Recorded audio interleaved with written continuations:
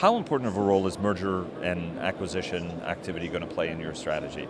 Do you see yourself acquiring businesses around the world, especially on tech, innovative, cutting-edge companies that you think culturally would work at Rafael? Rafael has already approximately 30 subsidiaries. Some of them are technology based on technology, some are for marketing. But we are looking very closely about what should we do, and it's not necessarily to buy because you have to buy where you need to buy.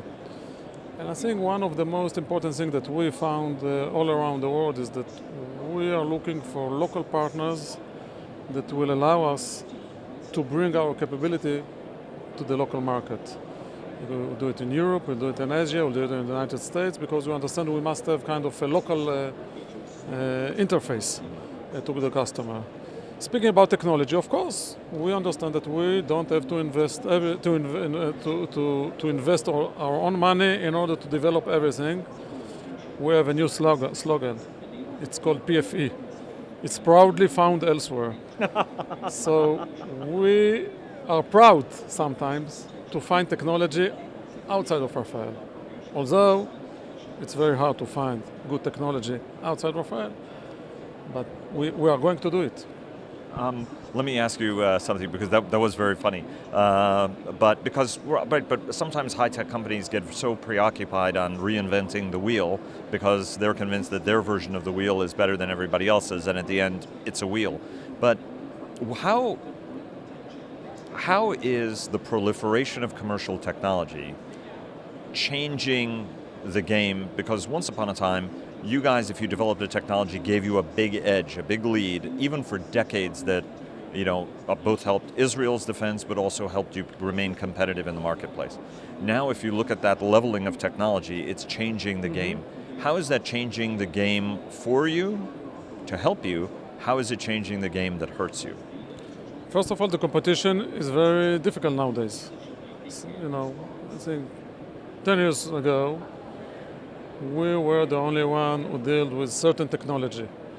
Now, it's not that our competitors have this technology. It's Google has this technology of, for example, picture processing or imaging processing. You have it with everyone. So I think the right way to look at it is to see that there are a lot of opportunities in this kind of competition. So sometimes you can take the technology and just improve it, and you don't have to develop it. So there are a lot of opportunities to save money and to save the cost of the product. And of course, it's available also to our competitors. But again, we have to be on the right time, with the right technology, on the right price. And I think this is something that we did in the past, and we'll be able to do it in the future. Let me ask you what you guys are highlighting here at this show. Every trade show is an opportunity for you guys to put your best foot forward. We had a chance to talk to some of your folks at the Paris Air Show and had a chance to talk to them. Tell us a little bit about what you guys are showcasing here at this show. First of all, we're speaking about the Spike family. We continue to develop the Spike missile. We understand that you don't have to develop only new missiles. Sometimes you have to do the adaptation to the current system. For example, you're looking at the Spike, the LR2, what we call the 5th generation. We kept the same launcher and the same maintenance capability, the same as the LR1. But on the same time, you get a better missile, lighter, and for a long range. But from the point of view of the customer, he will get the same missile, it looks the same. So this is kind of evolution. Another thing is, of course, what we already did, and it's combat proven, is the trophy system. That it gives you not only defense capabilities, but it's also part of a holistic weapon system.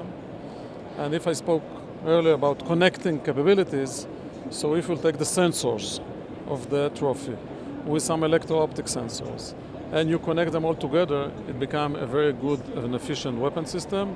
Of course, all our remote control weapon system in the Navy and on land. We present here the CDOM, After all the experience that we have, the experience that we had with the Iron Dome, we understood that can be also very efficient for naval mission. And of course, we are speaking here and we present our solution for what we call the drone dome. Basically, a unique solution that will allow us to deal with this kind of threats using our laser technology in order to eliminate the threats, as we said, killing them softly.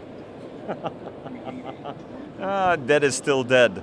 Let me ask you one last question. Everybody is focused on GRAM and guided rocket artillery mortar to counter those kinds of systems. If you look at the Russian investment, for example, tremendous amount of battlefield firepower that can be harnessed.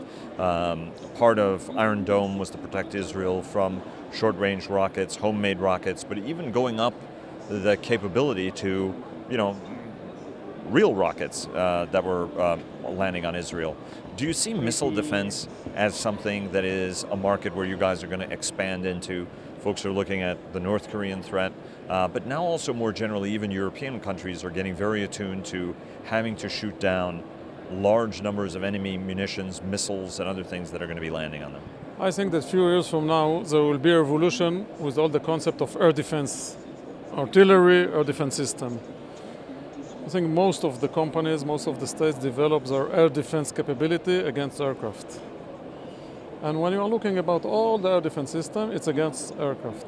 The capabilities today that you have for ammunition will allow you, when you attack, not to engage between the airplane and the air defense. So the revolution will force everyone to adapt the concept of not air defense or to put another meaning to the air defense system, and we will be forced to deal with anti-rockets, mortars, artillery shell, long range, short range, medium range capabilities, and this is going to be the future with the air defense.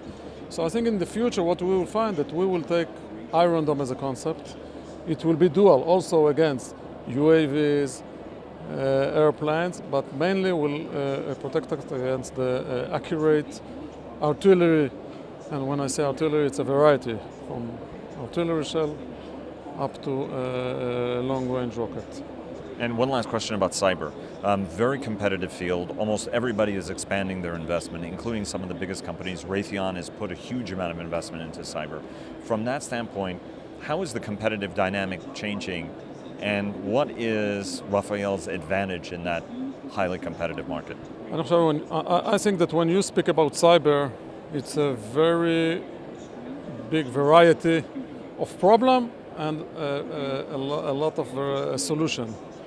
What we bring to the table is the system of system solution. We are not dealing with protecting your computer, your home computer.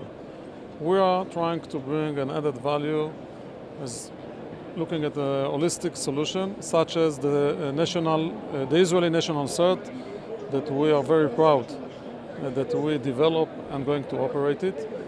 And we understand that we can take single solution from everywhere and then bring the added value is to connect them all together and to make kind of a holistic solution for cyber. So this is where we are looking at. Yoav, thank you so much for all your time. Really appreciate it, and best of luck on the new strategy. Thank you very much.